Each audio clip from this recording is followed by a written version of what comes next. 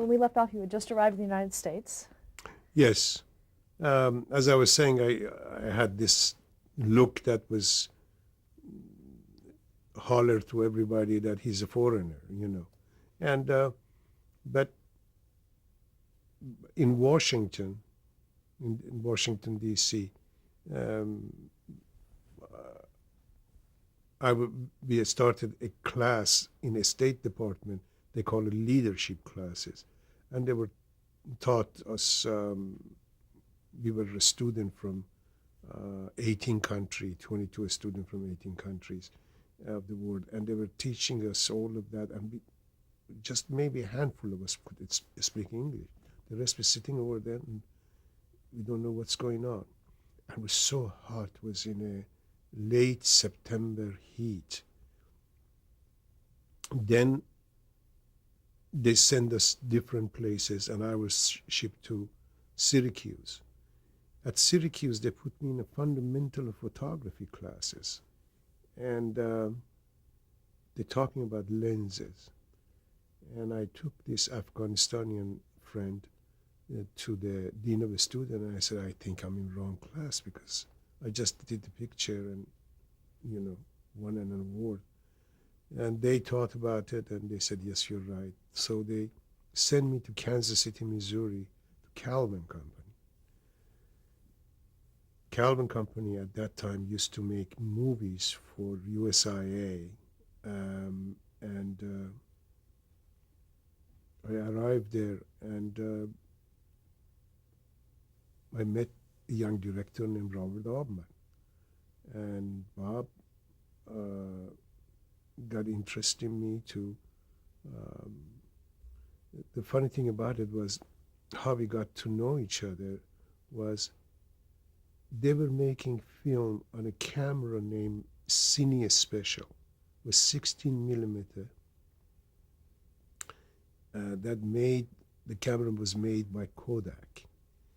And I had in the property of Iranian government, but I had in my possession a Arriflex. They never saw Arriflex through the lens camera. And when I showed it to them, they were in awe. So we did. Bob liked me from there on, and moved me from the hotel to his house, and he was living with his father and mother, BC and Helen, and his wife. And anyway, I stayed with them for a while. And years later, or almost a year later, or less than a year later, he quit Calvin. And he requested from the State Department that I go with him, and they agreed. And we went to Florida, and we made a film about American League spring training baseball. And I was his cameraman with Charlie Paddock. I never saw baseball in my life. And but Bob was very patient. He explained things to me the best he could, and he always had that kind of the attitude. He set the shots, and I was shooting it, and he liked the dailies, so we were going forward. Till a exhibition came out. They were playing with the Red Sox. Kansas City Athletic at the time was playing with that. So we went to this exhibition game, and I set 3 cameras to shoot everything, and it was exciting. Everybody sitting in breeches, it was wonderful. And Bob called me and he says, Reza, because I had a handheld camera, my Arriflex. He says, see that guy on the second base? He's going to steal the third base, capture the moment. And I look at the third base, and it's a piece of plastic like this. And I was saying, why he wants to steal that? So I said, Bob, why he wants to steal in front of all these people? He looked at me very sadly and says, you don't really know baseball, do you? He thought, I never forget that. And anyways, it was training every step of the way, learning. We did that picture. I came back to Kansas City, and then together we came. He did a picture, the feature named Delinquent, which I was working on that with him, an assistant to him, and did second unit stuff, doing this and that. And then we drove to West Coast after we finished to come to cut it here. And that was the first time we traveled and came see Hollywood. And there is a book, Jumping from Cliff, is a biography of Robert Altman. There is about 30 pages of it is about this trip of Bob and I cross country, and we stopped at Vegas and what happened and all of that, which doesn't have any room here. However, was very amusing and very fun. So when I came here, we rented a place and we started cutting the film, and I met many people at the time that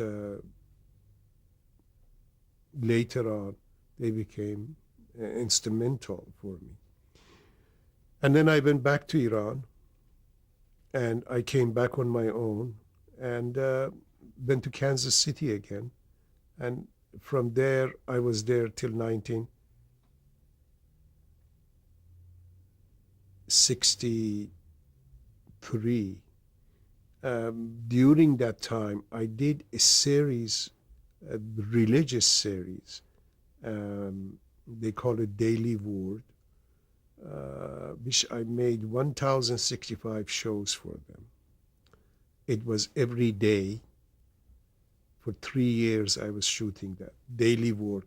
It was for Unity, a school of Christianity, Rosemary Grace on camera, and I was directing and shooting it and cutting it. This is a television show? It was television. They call it spots, the prayer spot, daily. Those days they have that. As well as I did something, I started working with another man by name Shelby Stork, and Shelby was a flyer on World War II. He was 6'11", and he was almost bald-headed, but there was some white hair here. Even when it wasn't windy inside, his hair was moving. It was kind of scary, but was dear man, blue eyes. He became a spokesman for Democratic Party during Humphreys when he was running. Shelby hired me, and we had a studio they call a Signal Film. It was him and I. And one of the jobs that he had is go to Waxahachie, Texas, in 26 miles south of Dallas, Fort Worth, to a little town, they call it Waxahachie, to do a series of religious film for a man named Reverend Jesse Cole. And there was a boys' town there, and for homeless and parentless. And in the center of this town, there was a huge square, big square. They put a tent over there that sits 1,000 people. And I had a stage. And I had all of these people singing. And then he comes, and he was a healer. Now, I born in Iran as a Muslim, and I wasn't at this time in practicing anything. Do not speak the language very well. And I'm in charge of shooting this. And I put several cameras and I started shooting daily. when he starts every time, he was very calm. He looked like a good copy of Molotov, the Russian. He looked big. So he starts like that, and as he gets more and more, his jacket comes out, his tie loose, he put the sleeves out, and he started sweating and screaming. And he becomes so emotional. And he takes these 1,000 people that's sitting in the tent that to a different plateau. I was truly feeling the ground was moving, because when they screaming hallelujahs, it was not to be believed that those moments. And he started yelling at this. They bringing over there the lame people, the diseased people, and he blind people, and he started yelling at them, throw away your crouches, stand up, make him stand up, come and touch the hand of Jesus, come on. And the people started walking, and the crowd goes crazy. I felt that I lost any kind of the touch with the reality, because my nerve ends were raw. I didn't know even I'm seeing, but I was shooting all of this thing. And in the end of the night, after everybody's gone, they let me, with all the cameras, they're putting it in this huge house. There was a colonial house sitting on a little hill. There is no hill really in Texas, just a little, you know. And it was just a colonial house that nobody lived in it, and belongs to Reverend family. And they didn't want me to go to the motel, because they wanted I was asleep over there guarding the equipment. And I stayed in that house, and the wind comes every night, and the house make noise. And I'm already shot by the day of these emotional moments. I couldn't sleep at night. And they had this huge portrait of these people that they were ancestor of them. And everybody look at you. So especially as after Mrs. Coe told me, you're very special, we allow you to stay here, especially sleep in that bed, because 4 generations of Coes died in that bed. That was done it for me. I go and sit on a porch till waiting for dawns. It was very hard, I remember. And in the morning, I noticed there's wheat, and there was a spring, but dry wheat. So I asked somebody, why, how come last year they didn't cut the, this is no, this is winter wheat. 25 years later, from those almost to the week, I was sent by NBC and Bobby Blake to Steinbeck country in the north to find a location for Mice and Men for me to direct it. And I'm over there and looking everywhere, and all of those places that you mentioned in the book is all become mall and became condos. And I'm just so disappointed. And my art director says, well, we have to import some wheat from Kansas, and we can get a field to. I said, no, I want to have those endless fields. Oh, we don't have it. So I went to the hotel, and in the middle of the night, I sit in the bed, and I said, Waxahachie, Texas. And we flew to Waxahachie. I flew to Dallas and got a car to take us. And I stopped at the gas station and says, where is the Reverend Jesse Coates? And says, the Reverend is dead. I said, well, where is that house? Give us the address. We went over there. It's still there. I went on the same porch, and the field of the wheat is forever. And I shot it there. That was my location. It was a very funny, 25 years later, from that lost kid that I was, didn't know what's going on in the world, didn't know what they're saying in their prayer. I was in control of doing, and it was just like when around a circle, and I'm standing over there, and we used the house and we used the field, and end up to be such a perfect, wonderful show that I'm sure a day that I die, they're going to say, he did that, mice and men. Anyways, going back to those days, it was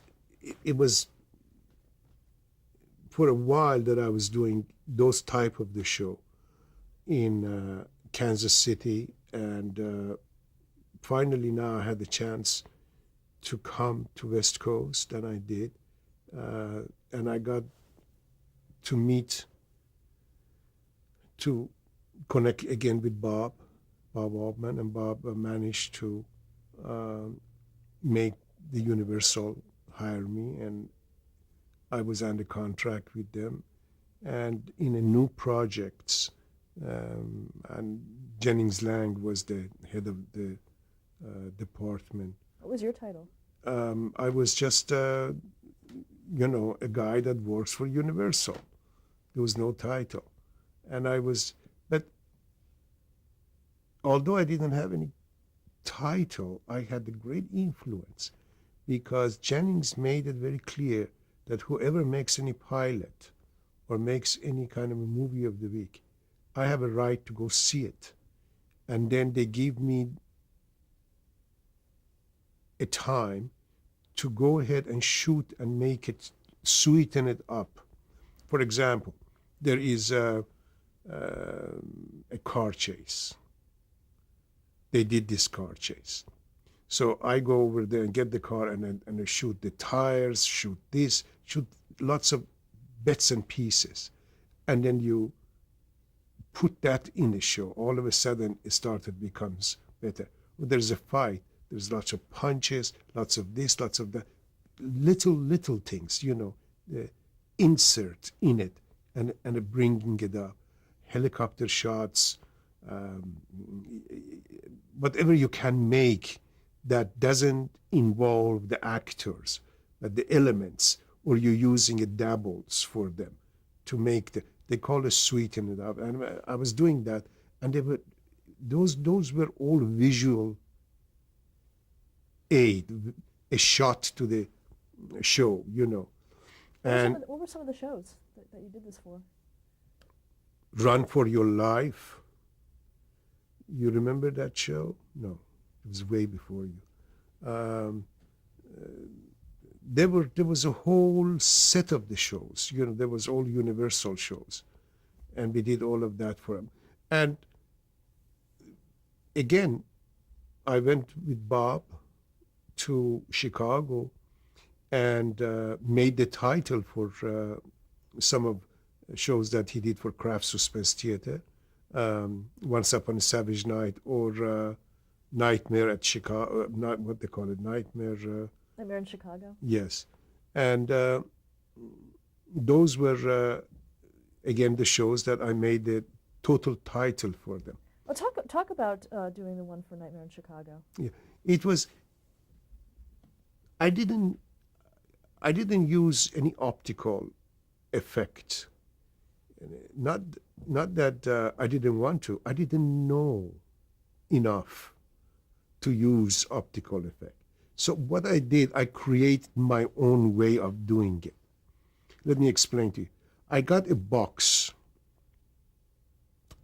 and then a black box, which is inside of it was light, and I made on a pieces of glass then the title of the show, for example, Chicago, and I made that backward, and I put it in, and I put a different gel on it, and then lighted it, and got a huge sheet of plexiglass, and I put it in a curve, and created the rain on it. And the whole thing, mind you, is in a street in Westwood Boulevard. And I put some water that's coming down on this plexiglass, and it has a wavy effect. And then when I show this in the night, when I show this title, because I put it backward now, reflection is correct, and you shoot that, and the headlight of the thing through this water and a tail light, it's such a surreal and so beautiful. When I did those kind of a thing, everybody just loved it, and they wanted to know who did it, what is it, how did you do it, and then from there on, I started doing some of these crazy thing for the visual thing for the titles, and some of my titles. There was one time I had 12 titles on the running on the Run Buddy Run, uh, Good Guys, Hawaii Five O, That Girl. I mean, you name it. Were just one after each other. Those were the title that I created, and Mary, for example, Mary Tyler Moore. I shot that, created that, and for so many years, and the funny thing about it was everybody was excited about Mary's title, especially the moment that she threw her hats up. When I was shooting that, I wanted her to do that. And Mary was not comfortable with it. And I explained to you, the good thing is we shoot enough, so much, and we don't like it, we don't use it. But let's have it. She agreed. We did it. We came back. James, he says, it's not going to work. And I said, okay, let me cut it. I cut it together and show it to them. He says, you so and so, you made it, it works. And they used it, and then became such a famous thing. And the reason that they wanted, why you use that, I said, it was 60s. It was a graduation. She was breaking. She was just passage. She became a free woman. Which, it became the show. That became the show. Nobody acknowledged that idea came from me. Till all these years, 25 years later, they decided to do something last year for Mary. And then they started asking who came with this idea. And then they started saying, well, that was Reza. So Mary called me, and we talked together. And she went on the television and a daytime, nighttime, thanking me for that. And it's something that they forgot to do 25 years earlier. But nevertheless, the title was, see, the good thing about title was like, you go out, you shoot lots of footage, and then you connect them together somehow, and then becomes for you a art form by itself. Hawaii Five-O, for example. Let's go back to Mary. I wanted to ask you a little more about the Mary Tyler Moore Sure. titles. What did you know about the show before you started shooting? Who did you deal with? Oh, see, prior to that, we were doing He and She, and the same writers and I, we were working together because I was associate with the He and She. And when they started doing He and She went away, and they started doing Mary, they gave me a list of the many shots that has to be done in the streets in over there in Minnesota. And so I went to shoot that, and meanwhile shooting something to becomes their main title. And usually, sometimes you pitch a main title. You either get the artist to draw for you and step by step and show it. Sometimes I just go in and talk. But since they know you, they say, okay, and you're going to do the title. And that was it. You're going to do the title. All right. So I started shooting the house for her, walking by the lake. Who picked out the house? The house was done by because when we went over there, We looked several places, several houses, till they decided this is the best one. I think the reason there was the house that I liked was different, really liked because was, but this was a better deal. You know what I'm saying? So they got that house. So this becomes the house. What did you know about her character beforehand? How did you The, know? I just read one script and that was the pilot, and who she is. You know, very little, very little. And the funny thing about it was the music behind the main title was not written yet. So I came, and when I came back from the trip and I saw all of that, and the funny thing about it was very sad because the way that we were shooting Mary just finished a big, huge series, you know, came out of, she was a television star. Now, they were very careful. The makeup, hair, the wardrobe, her, that lived with her for so many years. And when we were lighting her, we were, to their eyes, we were outsiders, you know. And, they call us kamikaze filmmakers, you know. And Woody Allen, which is later on became very famous and got twice they got Academy Award for cinematography. He was with me, and we shot Mary. The way we were lighting her, constantly the hair and makeup, telling her, "You didn't look good. You didn't look good." So Mary was very nervous about what we're doing. So I put her at ease. I said, "Mary, don't worry about it. If you don't like it, we don't use it."